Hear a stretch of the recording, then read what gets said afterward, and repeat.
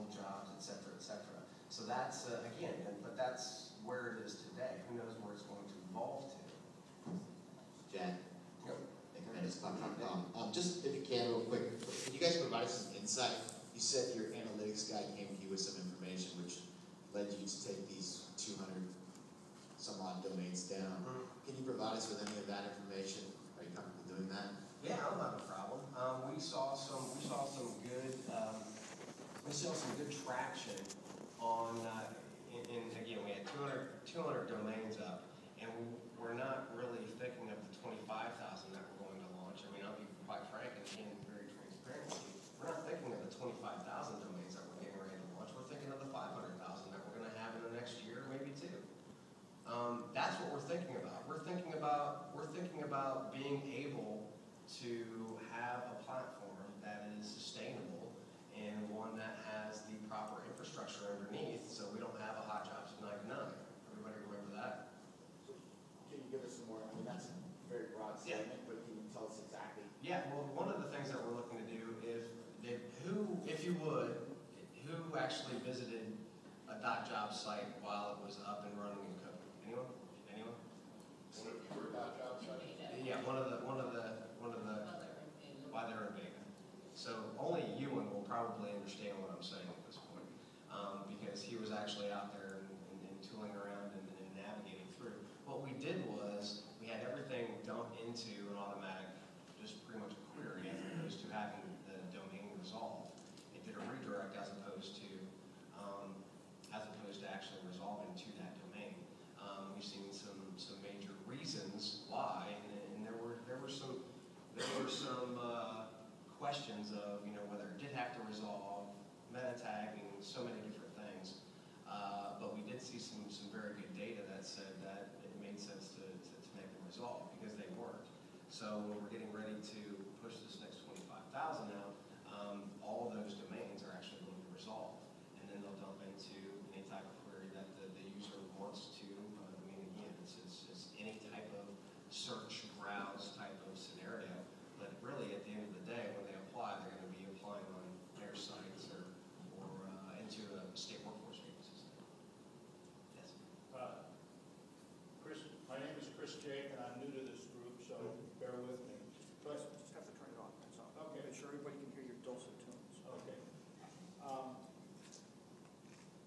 I haven't looked at the .jobs registry since, for several years, and I remember way back when it was going to be confined to companies like AT&T.com, who could then purchase the .jobs domain. Has that changed along the way, so the geo domains and keyword domains with the .jobs extension can be purchased? Good and question. If somebody can purchase those, who can purchase them? And what allowed your organization to acquire apparently tens of thousands of them when other so-called domainers, I think, probably are asleep at the switch? No, they're not asleep at the switch, and that's a very good point. First and foremost, we don't own any of these domains, and I'm glad you brought that up. We don't own, let's think of it as real estate. We don't own the real estate, although the technology that feeds the real estate, we own. And that's how the partnership works between us and Employee Media. Employee Media is still, they still have control over all those names, period. So it is under their control in the sense they're the registry, yes, but you're the registrant. And no, I take it you no, we're not. No, we're not. Actually, it is all up to them and they. Yeah, we don't own any of the domains. We don't own any of the domains. But they benefit by that. It's no different than with our partnership with NASCAR. We don't push our Do you have a license that can be renewed perpetually? We have an agreement. We have an agreement that we struck with Employee Media in July of last year. Okay. Yes. So that and it was to be able to create this project to again move forward and do exactly what we're talking about here, being able to try to get relevant jobs to relevant domains, relevant jobs. So then the domain is owned by Employee Media? Yes. Yes, and that's the partnership. Yeah, we don't own the domains. We don't have the real estate. We built a house on top of the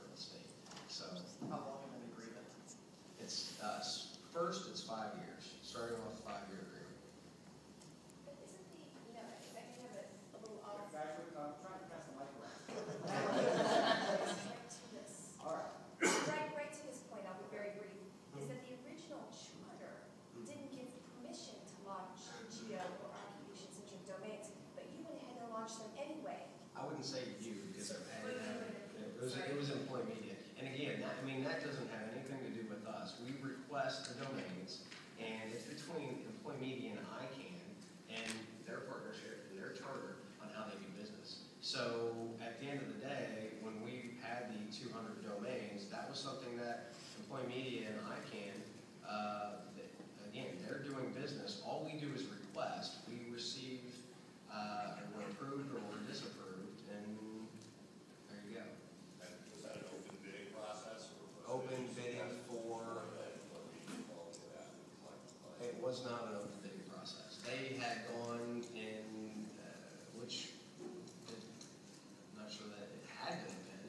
I know since 2005, they have been searching for an opportunity like this, and they have been, they have actually gone out and talked to many different companies and asked the very same question that I posed right out of the gate. They asked the exact same question. And with regard to their charter and what they're allowed to do and the rules of play, I assume you have to ask Tom and Brescia and Ray Fassett.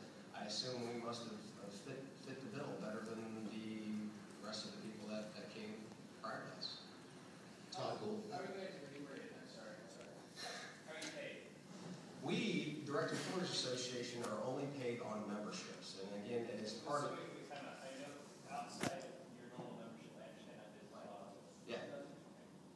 Outside of that, how are you paid, how are you benefited by running .jobs? They pay you?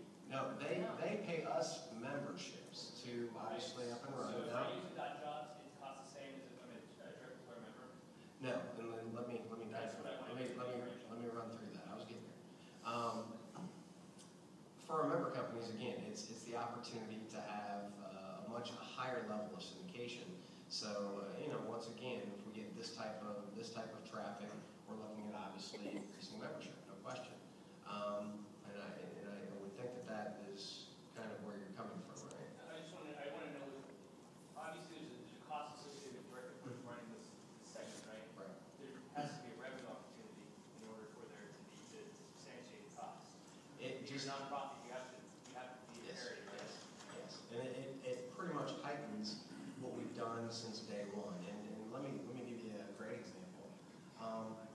When America's Job Bank went away, our board stepped in, and I had hundreds of calls the very next week saying that we needed to fill the gap, and we needed to fill it fast. So we did, and we did that through partnership, and we were chosen by National Association of State Workforce Agencies to do so. We did that out of our own pocket as a business decision, and we went from about 200 companies to now we're over 500 companies. It made sense for the market, and if it makes sense for the market, then I would assume that we will have more companies join the Direct Employers Association. So that's the business decision that we made, and it's the exact same type of business decision that we're making in this case, so that we have more members who want to be able to enjoy the bounty of being, a Direct Employers Association member. So employee media is not paying you at all? No, And member companies don't pay anything additional for having a .jobs domain? Well, they do for a .jobs domain, for their own .jobs domain. Nominal, right? Right, yeah, it's $115. And then what about the traffic that comes in from accounting .jobs? It goes into their system and into their ATS, and it's I think what my colleague